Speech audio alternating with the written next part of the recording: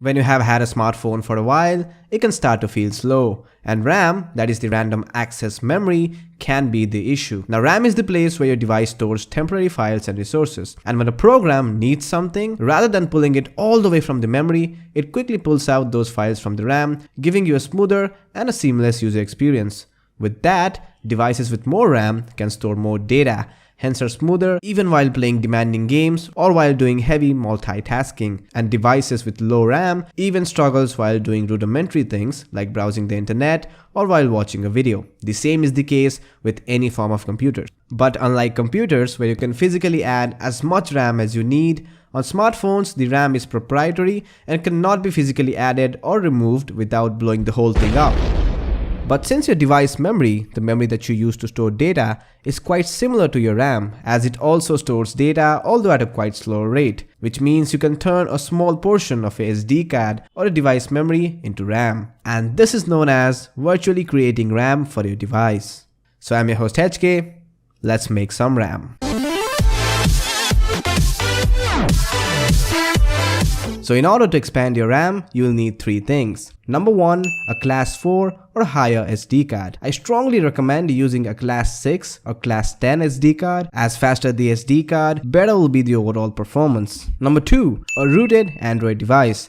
If your device is not rooted, or if you don't know what root is, check the links in the description and get your device rooted. Number 3, an app from Play Store called as Rosoft RAM Expander, which will make the process much simpler. Now Rosoft RAM Expander is a paid app on Play Store, and for the money it's totally worth it. But before you go ahead and make the investment, click the second link under the thumbs up button and install this free app called as Memory Info and Swap File Check. It will tell you whether your device is compatible for RAM expansion or not. So install this free app from the Play Store, then tap on the Rosoft RAM Expander Test tab on the bottom, then select the SD card location, and after the test is completed, tap for results. If a window saying congratulations pop up, then you're good to go. If not, then try it again. Still, if you get no congratulations pop up, then your device kernel probably does not support RAM expansion and your money is safe. Or you can give it a shot. If it fails, then you can always ask for an app refund within 2 hours of purchasing this app and get your money back from Play Store. So there's nothing to lose.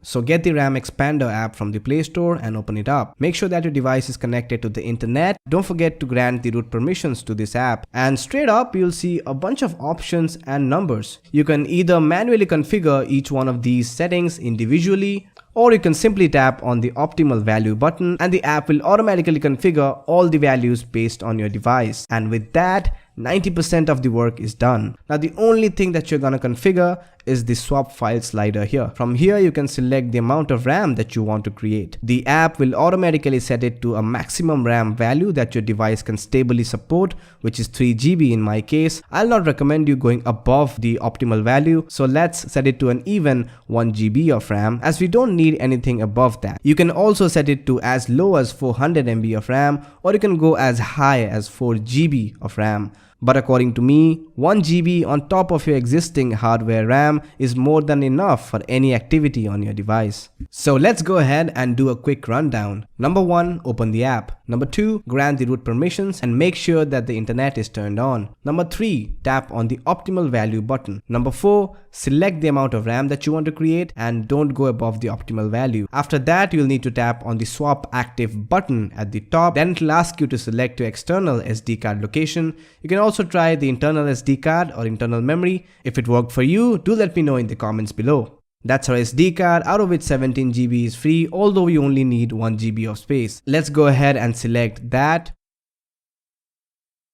And then tap on the swap active button again and the swapping process will begin. Now depending on the amount of RAM you want to create, it can take between 2 to 15 minutes. And it's almost done. If everything goes right, it should look something like this. Let's close that.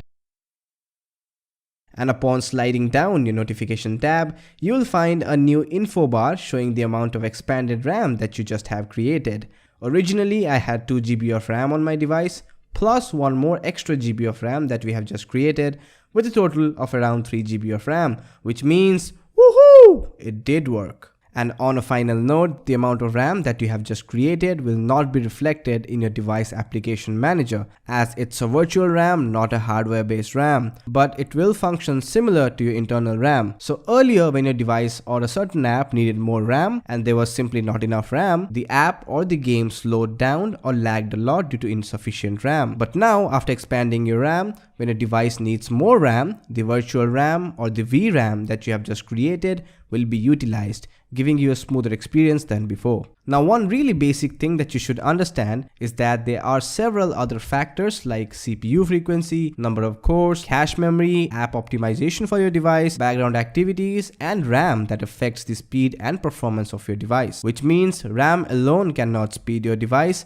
but it will help apps which require more RAM to run faster on your device. That's how RAM works. However, you won't see a huge boost in performance in day-to-day activities and apps that uses less RAM, as your hardware RAM will pretty much do the job. So while playing low-end games on high-end devices with sufficient RAM, you won't see any boost in performance. However, you'll definitely notice a significant improvement in speeds and performance, especially while playing high-end games on low-end devices or devices with low amount of RAM.